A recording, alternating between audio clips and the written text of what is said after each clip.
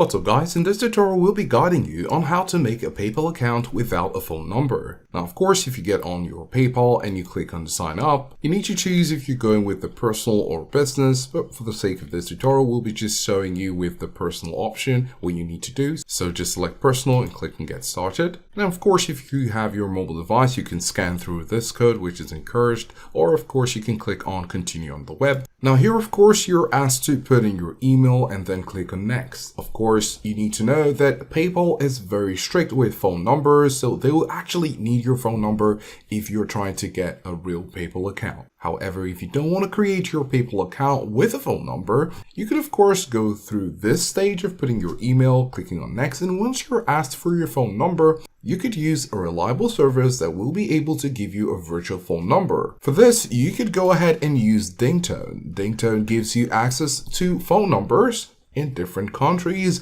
but of course you need to pay for it because it's a subscription model. Of course, once you get a Dingtone phone number, you can put it in your PayPal and you'll be able to receive verification codes and access to your PayPal account. So by using this method, you will not be using your phone number, you'll be using a virtual phone number. Trying to get a PayPal account without a phone number will definitely get your account flagged, and in no time you will be restricted from having an access, and you may be restricted or not allowed to create an account without a phone number.